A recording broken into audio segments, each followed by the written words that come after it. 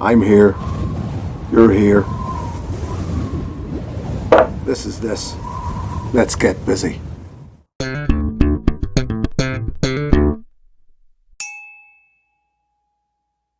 Hello and welcome back to another whiskey review with me, the Whiskey Novice. We're on to review number 26, and this is part 3 of my look at the two distilleries owned by the Mitchell family in Campbeltown. We have looked at Hazelburn and Longrow, and now we're looking at the Springbank 12-year-old Cask Strength. But before I actually get into reviewing this, I'm going to put some in a glass, and what I have described, or what I've explained over the last couple of reviews, I have mentioned about distillation, the distillation process in Springbank. I mentioned that Hazelburn is 3 times distilled, triple distilled, Longrow is twice distilled, and that the Springbank is actually 2.5 times distilled. Now, I've sort of said these things, moved on, brushed past them, but they do take a bit of explaining, and to do so I have put together a little presentation. There you go. Springbank uses 3 stills in its distilling process. They use a wash still, a low wine still, and a spirit still. And these 3 stills are used in different formations to create 3 different kinds of spirit. The first of those spirits we're going to look at is Longrow, and the reason I put Longrow first is because it's more of a traditional kind of Scotch whisky where it gets distilled twice. That process involves the spirit, involves the wash, entering the wash still where it is both direct heated and using steam coils to create the low wines. The low wines then move to the spirit still where it's distilled again, creating a spirit of around 67% ABV. That spirit, of course, then goes on to be matured, becoming Longrow. The second spirit they produce is Hazelburn. Hazelburn is a bit of a rarity in Scotch whisky in that it is triple distilled. This process is really only picked up by one other distillery, Auchentoshan. Triple distillation, of course, adopted and taken on more by Irish whisky producers. Triple distillation by Springbank involves, once again, the use of the wash still to create low wines. The low wines then go, and this time, into the low wine still, where it is distilled for a second time. Now we get to another rarity, or becoming a rarity in Scotch whisky, the use of a worm tub for condensing. So they use a worm tub condenser for collection of spirit from the low wine still. This spirit then moved to the spirit still where it is distilled for a third time, producing a spirit of around 76% ABV. Triple distillation, although making a lighter spirit, also makes a stronger spirit because every time you condense that spirit, you're making it compound and slightly stronger. And the third one, and this is the doozy, is Springbank's own brand, name brand, which is 2.5 times distilled. Now, this is a process that only Springbank use. There are other distilleries who use a process which is maybe called 2.5 times distillation, but they do it in their own way. This is Springbank's version of it. And here's how it works. Same process at the start, your wash, boiled off, creating low wines. These low wines then into your low wine still. Now remember that this is a cyclic process. So from start to finish, the process keeps going until there's no more feed coming in from the wash. Once you get your second distillation, you're given what's called faints. These faints are held before the spirit still, and 80% of them are mixed with 20% of the low wines. So you have 80% of faints, which are twice distilled, 20% low wines once distilled. So you have this mixture which goes into the spirit still. It's the one that's distilled to create your final spirit, and that final spirit comes out at around 72% ABV. Now this process isn't really 2.5 times distillation. Your faints are twice distilled, 80% of them. Your low wines are once distilled, 20% of them. So it doesn't add up to 2.5 times, but it's not 3 times distilled, it's not twice distilled. So they simply call the process 2.5 times distillation. And that is Springbank distillation for you. Yes, indeed, that is Springbank distillation for you in very simple terms. I just wanted to put some vision to what I was trying to explain by saying that twice, 3 times, 2.5 times distilled. Obviously, there's an awful lot more involved to it than that, but that's it in fairly simple terms. So this time we're looking at the Springbank 12-year-old Cask Strength, and in particular batch 18, and I will get back to that because that is very, very important to what we're reviewing here. This is Springbank 12-year-old batch 18. What have we got? On the nose, I get a milky coffee hit is the first thing. Like it's almost like one of those condensed milk and coffee kind of things. There is dark fruit involved. Also orange, big, juicy, fat orange, good big Jaffa orange or something like that. There's citrus, even grapefruit, even some tropical fruit. It's found because it's strange throwing words in there.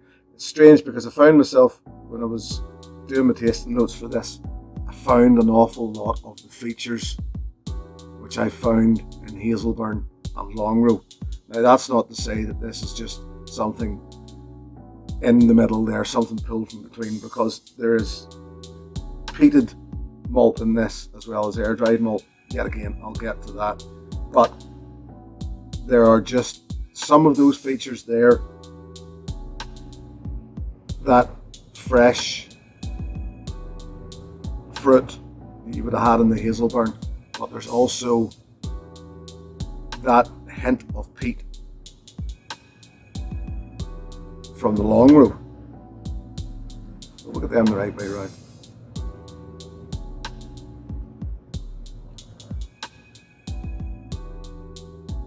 It is fresh for 54.8%. This doesn't fight you. Yes, I added a little drop of this after I poured it, but it probably wasn't even half a teaspoon. On the palate,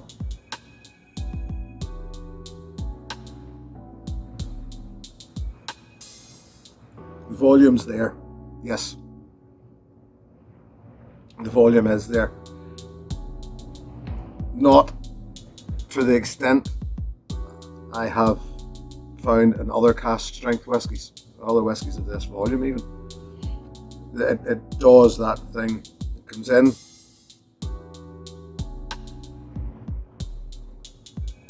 slightly salty delivery, followed by sherry notes of what you would expect, the dark fruit, the cakiness, that sort of thing. The peat's there, but it's so incredibly balanced. Yet again, this leads to my batch 18, which I will get to in a moment. Sweet. There's almost a sweetness of that peat.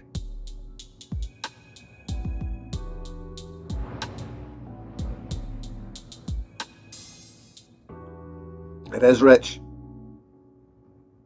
It is rich with sherry notes. Orange. Mixed pale.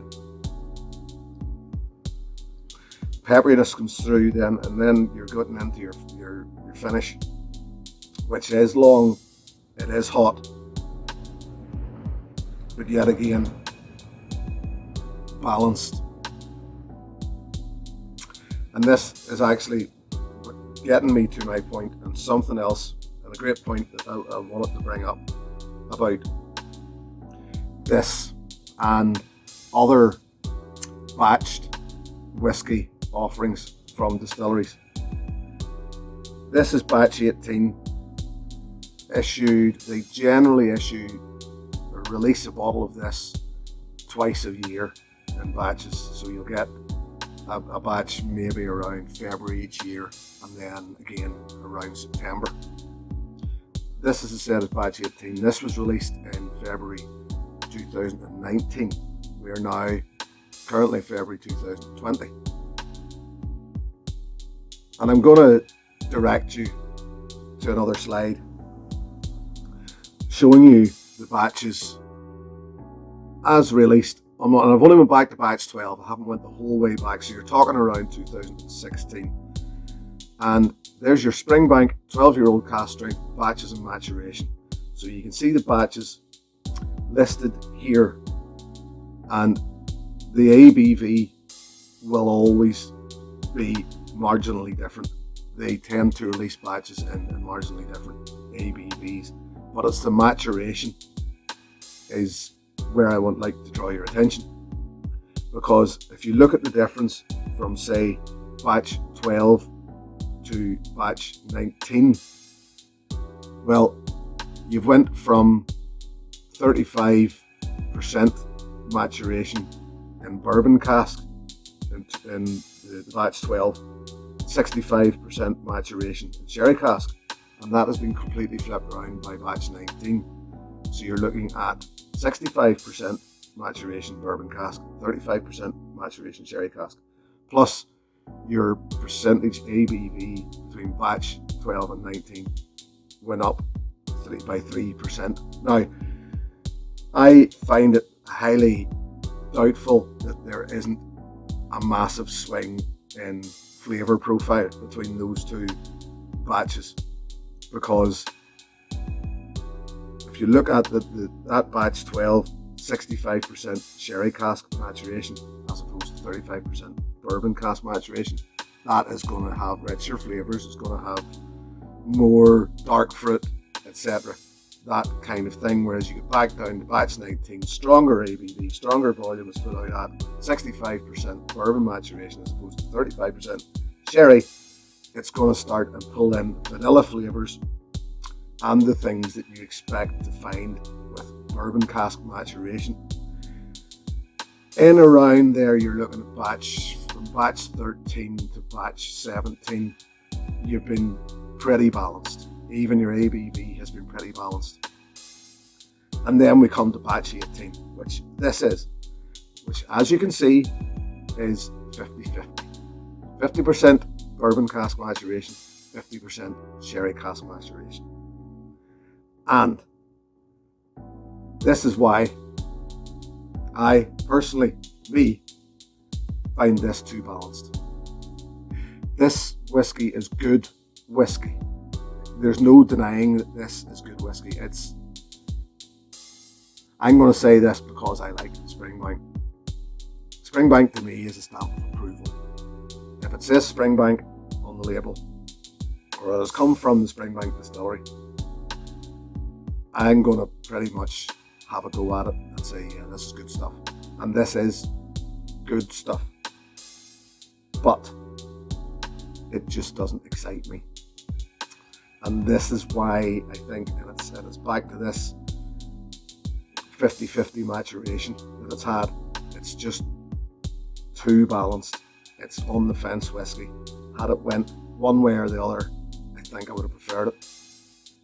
What do you do in that situation? Do you not buy another bottle? Do you just cast out Springbank and say, no, I won't do that again? No, of course you don't. I will buy another bottle of this. As you can see, this is almost gone, and I'll buy whichever batch is close hand.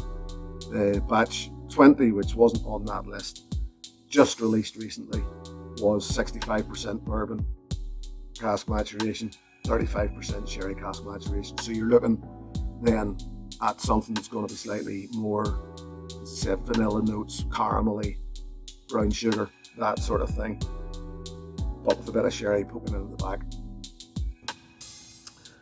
just a little too balanced for this, for me. And as such, if that's basically the way I feel about it, I'm going to give it 8 out of 10. Don't let that put you off. If perchance you are looking at buying a bottle of Springbank 12-year-old Cask Strength, and you've discovered a bottle somewhere in an auction site, an online auction, for example, and it's a batch 14, say, this review isn't going to tell you anything because you're looking at 2 different whiskies. But if you can get your hands on a batch 18, don't let me put you off it by saying it's balanced. Remember, this is just my point of view. It's just a little too balanced for me. 8 out of 10. Still good stuff. And that's it. We have one more trip down Campbeltown way, and I hope to see you next time. Thanks, and here's to your good health.